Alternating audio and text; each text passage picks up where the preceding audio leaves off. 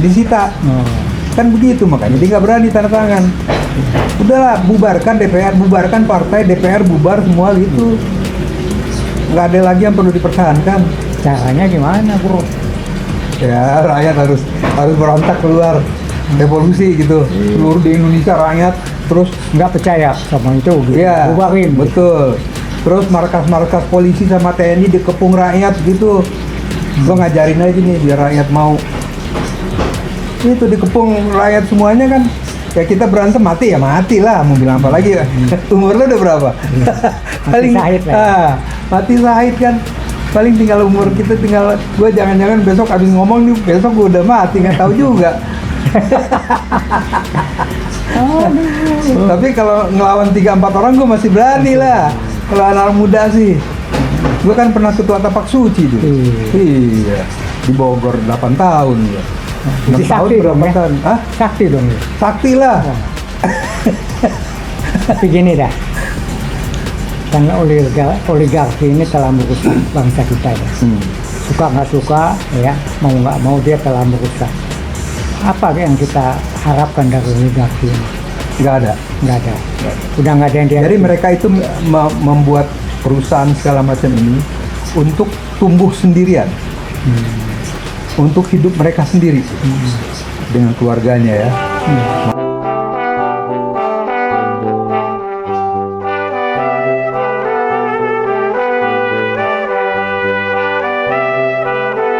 Ya, alhamdulillah saya ketemu lagi dengan Bung Indra nih. Alhamdulillah kita masih selamat. Seorang aktivis, alumni IPB, penulis buku yang ditulis ngeri kali itu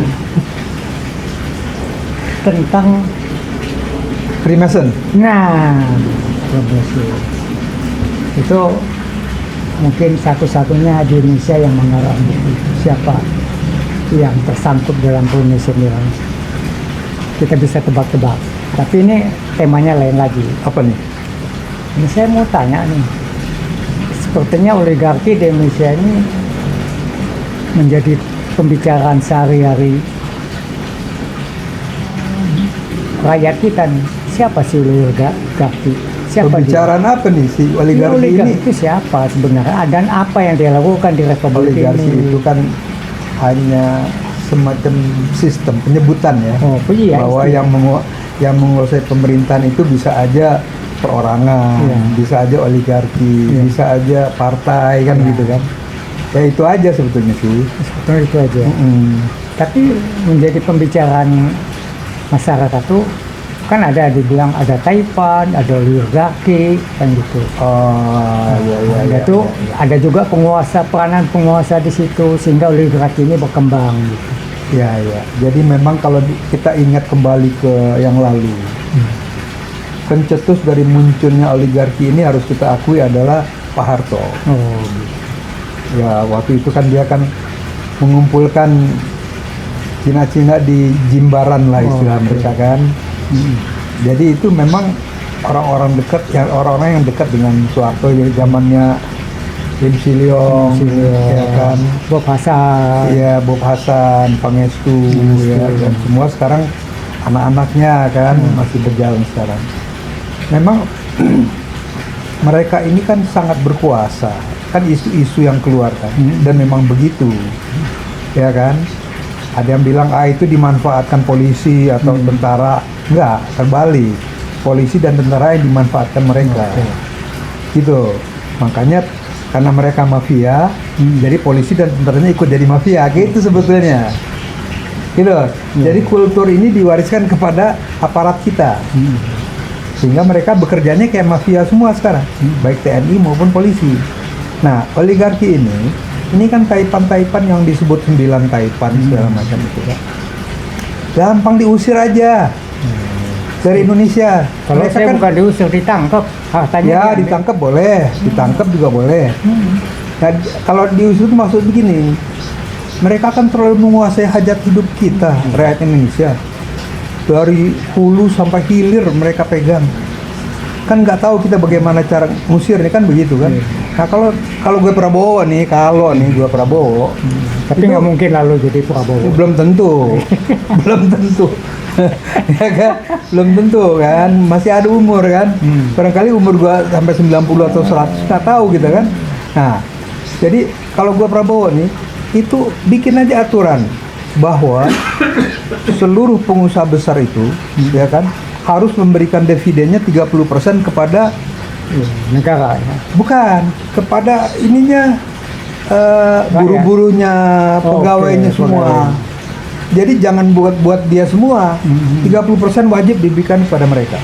Kan mereka kalau untung pengusaha yang saya Iya, ini ya. iya, makanya mereka Kalau untung dia diam-diam, rugi Iya, dia makanya. bilang saya rugi, minta Kan kompensasi.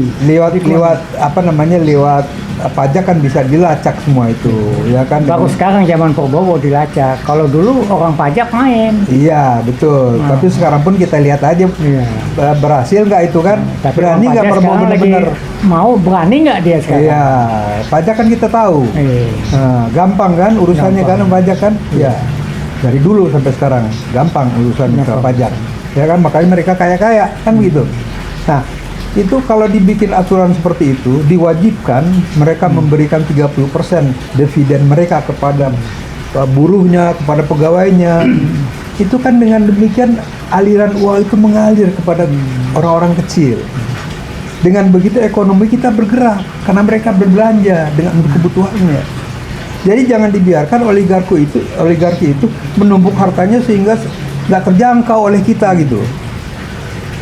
Gitu. Nah kalau dia nggak mau ya udah, lo nggak usah tinggal di sini. Begitu. Jangan Prabowo ngomong ke orang miskin Tapi lo dia jangan tinggal nggak di sini. dia di luar negeri dia bisa juga Ya disita aja semua sih kalau dia Nah. pergi ke luar negeri kan gitu.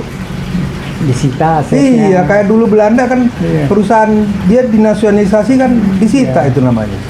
Dinasionalisasi kan gitu kan? Bukan Itu sita disita. lah, biar enak kan. Ya, begitu kan nggak ada masalah. Seharusnya gitu. Jadi kalau dibikin begitu, kalau mereka tetap di sini, mereka Ikut aturan bermanfaat buat orang-orang kecil, buat buruhnya, buat pegawainya, dan dengan demikian ekonomi bergerak. Karena buruhnya Taipan tuh kan banyak. ratusan ribu mungkin jutaan kan. Nah itu mendapat aliran dana dari keuntungan yang dia miliki gitu. Jadi jangan dibiarin begitu aja mereka. Emang ini rumah siapa kan begitu? Dia kan tamu awalnya di sini. Kok jadi dia yang tuan rumah sekarang? Nah, begitu caranya baru oligarki hilang. Nah, tinggal Prabowo-nya berani nggak itu aja. Saya kan kebetulan bekerja di perusahaan multinasional dulu ya. Jadi kita setiap 6 bulan sekali itu ada PR, performance review. Nanti 6 bulan lagi ada lagi setahun kemudian. Nah itu kita dapatlah bonus berdasarkan PR. Apakah kita excellent ya, outstanding atau sebagainya. Tergantung dari performance kita waktu kerja. Nah itu saya dapat. Saya sendiri waktu itu dapat naik haji ya. Iya. Dapat recognition. Nah, Ya. ini yang perusahaan ini. Tapi kalau perusahaan seperti Chinese itu, saya nggak pernah dengar itu. Ya itu yang internasional itu kan itu bonus namanya ya. Iya bonus Jadi lah. sesuai dengan kemampuan kita Kemampuan diberikan ya. gitu kan. Kontribusi kita lah Iya kepada betul. perusahaan. Nah kalau perusahaan luar negeri masuk ke sini, ya dia harus join sama pengusaha di kita, sini. iya. Itu aturannya sama, 30% keuntungan dia Saya aus untuk nih jadinya dulu. ya nggak apa-apa. 30% keuntungan buat apa istilahnya namanya itu? Ya buruh dia semua, Dulu ya. pegawai dia, Recognition lah, staff hadiah. dia, ya. Jadi 30% itu wajib tiap tahun diberikan Iya. kepada. Tapi Lo di bisa perusahaan luar bayangin, negeri- lo bisa bayangin nggak kalau itu dapat begitu? Wah itu mereka juga jadi orang-orang menengah. Saya Ya kan? sendiri nggak mimpi tuh naik haji kan. Iya. Kalau dikasih naik haji. Ya, jadi kalau begitu mudah-mudahan keadilan akan tercapai begitu. Jadi gue saya- pikir nggak susah-susah amat gitu. Betul. Tinggal niat, mau nggak kita gitu.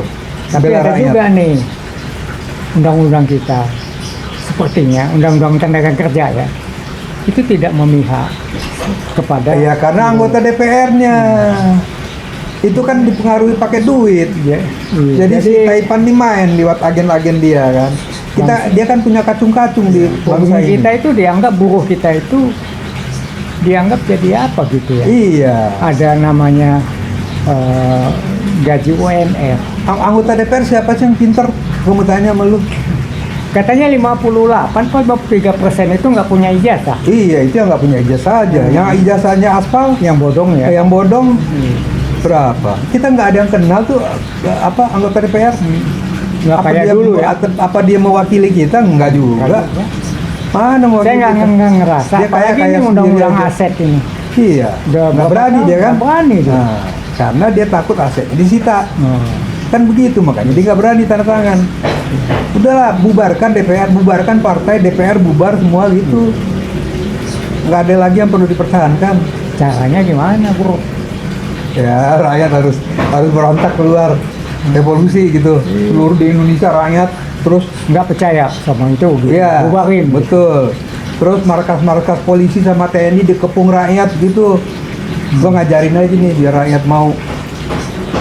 Itu dikepung rakyat semuanya kan. Ya kita berantem mati ya mati lah, mau bilang apa lagi ya. Umur lu udah berapa? Mati syahid lah. Mati syahid kan. Paling tinggal umur kita tinggal, gue jangan-jangan besok abis ngomong nih, besok gue udah mati, nggak tahu juga. Tapi kalau ngelawan 3-4 orang gue masih berani lah. Kalau anak muda sih. Gue kan pernah ketua tapak suci dulu. Iya. Di Bogor 8 tahun gue. 6 Jadi tahun sakti dong berapa ya? tahun? Hah? Sakti dong ya. Sakti lah.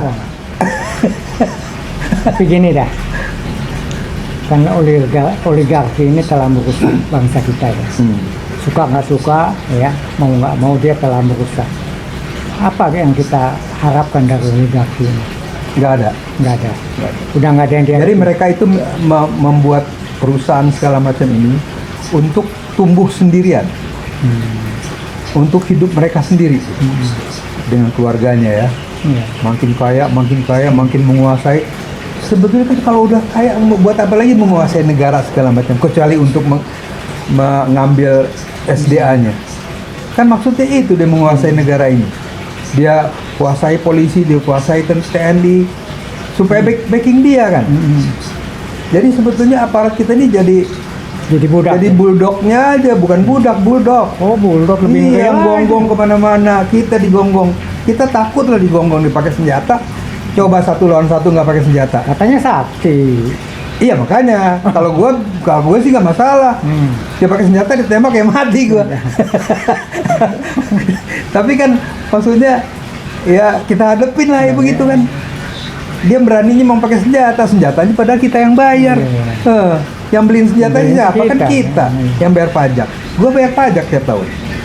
Nah, dari pajak itu dia beli senjata lalu nembak kita gimana? Kan nggak lucu.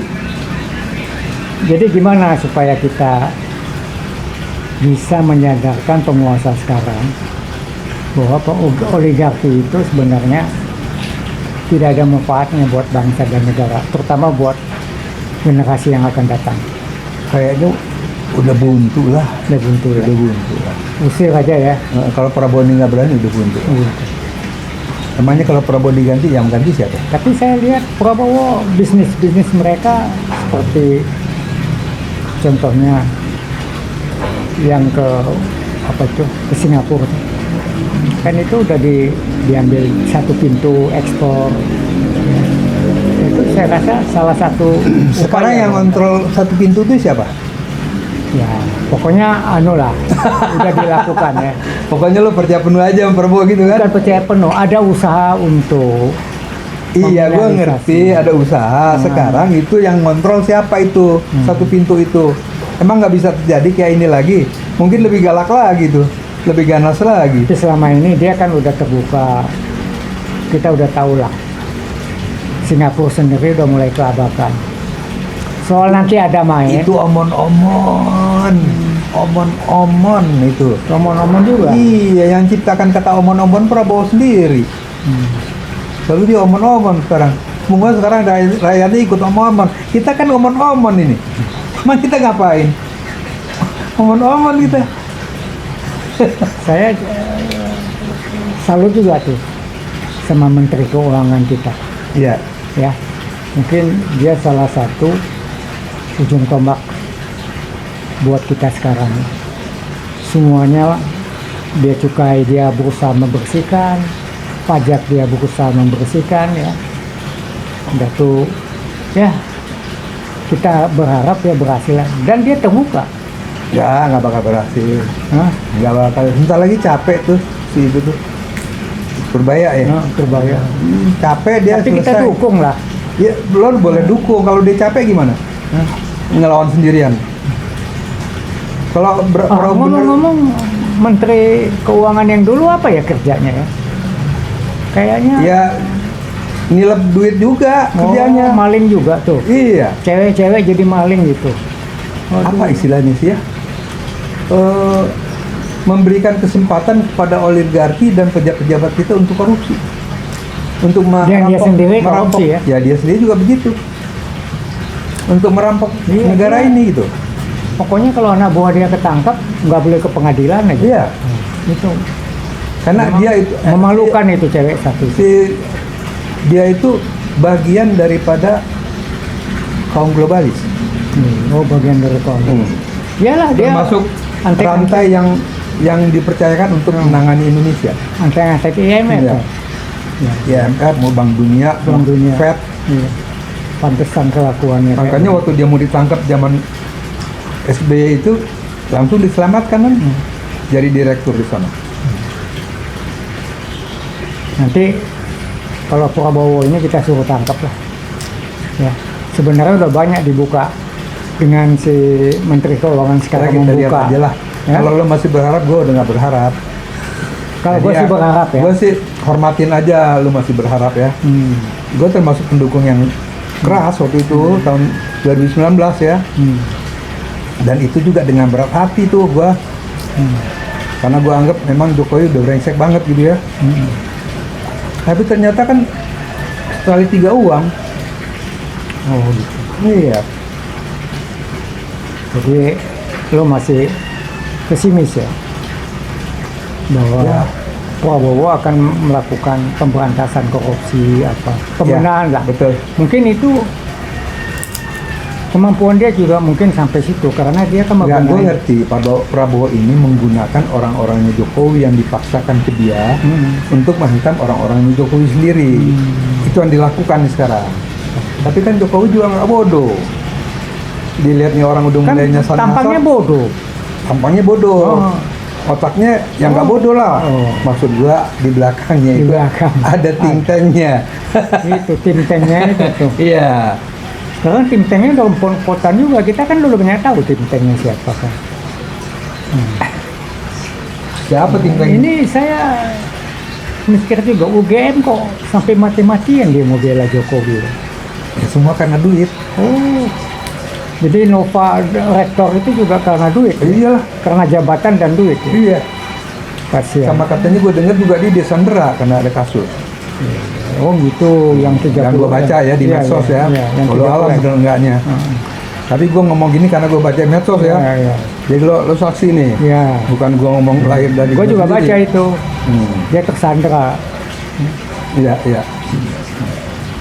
Kalau gitu, aduh, peran rektor lama dong yang ini ya, si Pratikno ya. Gila ini. Gue kalau dengar nama nih orang nih geleng-geleng kepala gitu. Kalau gue udah muak denger Seorang intelektual ya, pernah jadi rektor ya kan. profesor Mau melakukan hal-hal yang hal begini ini gue nggak habis pikir. Bagaimana UGM mendidik alumninya dulu tuh. Mas dapat alumni kayak begini, ngancurin bangsa sendiri. alhamdulillah lah di UI enggak. Sekarang rektornya ngancurin bangsanya sendiri juga kan. Oke. Jadi udah ditandain nih. Iya, iya. Ya. Jadi kita sudahin dulu lah. Ya, ya. Ya. Bukan karena takut loh ya. Wah, jadi lama-kelamaan ngomongin kita nanti Ya, ya. Jokowi Jadi usul gue begitu, oligarki ini diusir aja di Indonesia. kalau gua bukan hanya diusir. Kalau dia nggak mau mengikuti aturan pemerintah, 30% dividen itu dibagikan kepada buruh dan karyawannya. Ya, kalau dia mau silakan, bagus kan? Ya. Untuk rotasi ekonomi di Indonesia kan? Ya. Jadi ada uang mengalir ke bawah, nggak ke Jadi- atas terus. Dia berbisnis juga dengan secara yang elegan lah, Ya.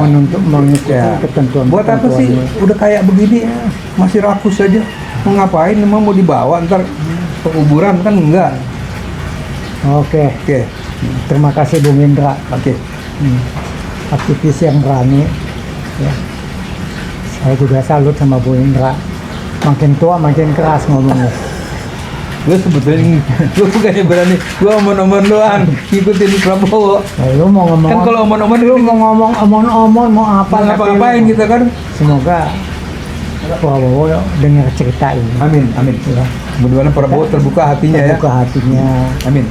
Dia- Pikirannya terbuka dia ya kan? berani. Pokoknya kita dukung dia sebenarnya untuk memberantas. Mudah-mudahan dengan yang lo anggap gue berani ini jadi ikut berani dia kan? Kan gitu kan kira-kira pengen Iya. kita kan? Ya. Oke, terima kasih atas perhatiannya. Semoga apa yang kami bicarakan ini bisa menyentuh hati saudara untuk berjuang bersama kami. Amin, amin. Terima kasih. Kami dari UI Watch dengan apa namanya moto kejujuran, kebenaran, dan keadilan. Kualitas musik ya. Assalamualaikum warahmatullahi wabarakatuh. Waalaikumsalam warahmatullahi wabarakatuh.